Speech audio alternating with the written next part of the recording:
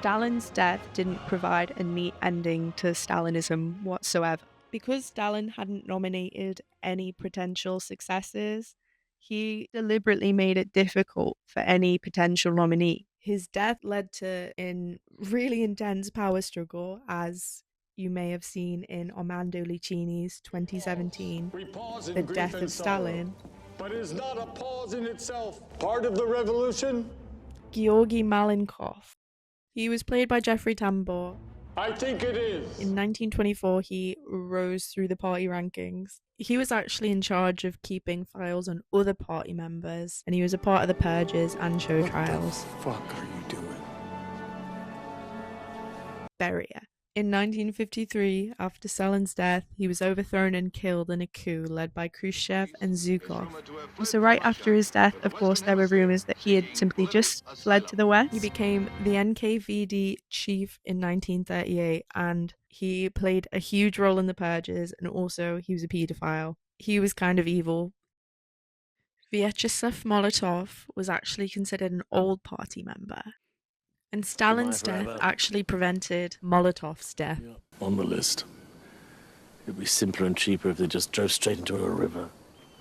He was actually involved in the seizure of Petrograd in 1917, and he was a loyal Stalinist. And finally, Foreign Affairs Minister, and he was eventually ousted by Khrushchev in 1956. Nikita Khrushchev. He was the winner of the power struggle. He was from a peasant background in East Ukraine, and he was really high in the party by 1930. You might know him from the Cuban Missile Crisis and the Cold War. He supervised the production of the Moscow Underground and had a key role in the purges, as they all do. Khrushchev is played by Steve Buscemi. And it's been a dream of mine to play this. That's why I got into acting. When I saw him on TV in 1964, I said, I'm going to, no, I don't, you know. That man is a superstar. I'm going for the sex appeal. Yes. Who, in my opinion, does a really good job of making Khrushchev my favorite person in this whole movie. Khrushchev, actually at the 20th Party Conference, during a closed session, says Stalin became even more capricious, irritable, and brutal. In particular, his suspicions grew without any consideration for anyone or anything. This unbelievable suspicion was clearly taken advantage of by the abject provocateur and vile enemy Beria, who had murdered thousands of communists and loyal Soviet people. We also have Jason Isaacs playing Zhukov. Bertolt Brecht was a playwright and director. He wrote poems, songs, but he's mostly known for his theories. The Verfremdung effect, or in English, the distancing effect, was key in epic theatre. Brecht operated in the mid-20th century, and he was also a communist. He was exiled in Nazi-occupied Germany, and he himself had his connections to the Soviet Union. Actually, after Stalin's death, he was awarded the Stalin Peace Prize in 1954. He was absolutely a Marxist. In fact, Brecht's distancing technique was the shadow of his political beliefs. He wanted the audience to not relate to the characters, but see the message that he was trying to portray, especially his widely middle-class audience. You know, breaking the fourth wall comes to mind when you think of epic theatre in general. If we're speaking about Brecht, then we obviously have to speak about Commedia dell'arte. It dates back to 16th century Italy, and very much like Brecht, is based around the form of slapstick-style comedy.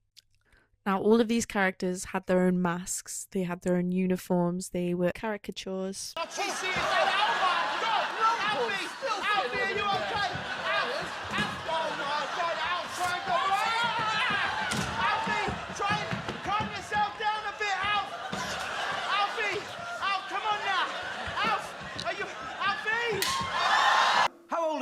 I'm old. You're not old! You're not even a person! You're a testicle! Want the audience to feel, by the end, that kind of underlying tension and anxiety that I think most people must have felt on a daily basis, having put up with 20 years of not knowing whether they were going to live through the night.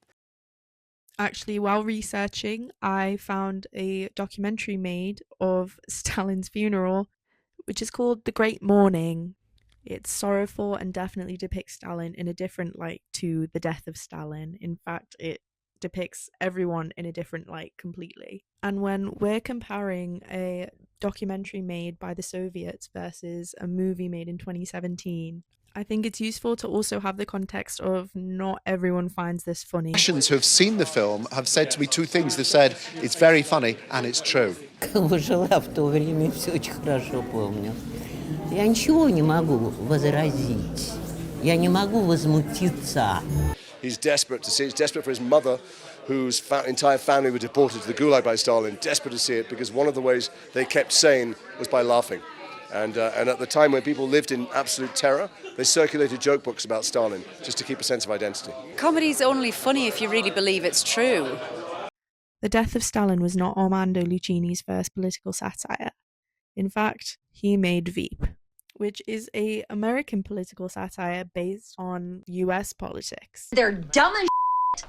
And that, ladies and gentlemen, is democracy. Yep. God damn it. In interviews with the cast and Armando Lucchini, the reason I made the film is I detected in a lot of politicians, not just Putin, but we see it in Trump as well, Erdogan in Turkey, even Berlusconi as was in Italy, this sense of the strong man at the centre who has complete control and complete authority. It is very apparent that they are poking fun at modern day political figures, leaders, presidents. So doing it in a film around Soviet Russia, is it different from what SNL does, or is it just a different type of storytelling? Excuse me? I'm sorry, what? Or is the abstract slapstick comedy and the exaggerated comedy just the exact same? I also want to talk about another political satire that was released not too long after the death of Stalin, Jojo Rabbit, which came with its own set of controversies surrounding its release in general. However, I think some of the interviews with Taika Waititi and Thomasin McKenzie explain the idea of distancing or satirizing political figures in order to laugh at them rather than to feel for them in any sort of way. Do you think it's an issue, or is it really about how you come around to it? Chaplin was doing it 80 years ago. So, I don't know if is it too soon? Right. Or is it not soon enough? A lot of people have been unsure about this film because of the fact that it's a comedy about World War II and are scared that maybe it's too early or not appropriate. And I think it's important that it's a comedy, and it's important that we're looking at it through a young person's eyes, because that makes it much more accessible to the younger generations, and isn't a movie where you feel like you're being taught to listen. It's a movie where you feel like you're being included in the conversation, I guess. Taika also addresses Charlie Chaplin's The Great Dictator, which I think is also very important, as Charlie Chaplin and Brecht were good friends, and in fact they sort of inspired each other. Let us fight for a world of reason, a world where science and progress will lead to all men's happiness. Soldiers, in the name of democracy, let us all unite! Whatever they want. People used to say a lot of nasty things about me. Oh, this guy's a lunatic. Oh, look at that psycho. He's going to get us all killed. They also both had the same political Marxist beliefs. It's not that Brecht revered Stalin, or it's not that he hated him. If anything, he will have hated him in private rather than publicly, because publicly there's really nothing to find on Brecht's opinions of him, apart from he was necessary for communism. Everything Stalin publicly believed in, Brecht did too. They shared the same opinions. They were anti-formalism and very pro-Marxism. However, in Meaty, however you pronounce it, he definitely did publicly condemn him. The 2017 comedy definitely exaggerates its humour. It's obviously not a documentary. I also kind of think that all modern political satires are based around Brecht's epic theatre. The distancing effect. If it's political, exaggerated, and a comedy, and based around historical events, it's definitely Brechtian.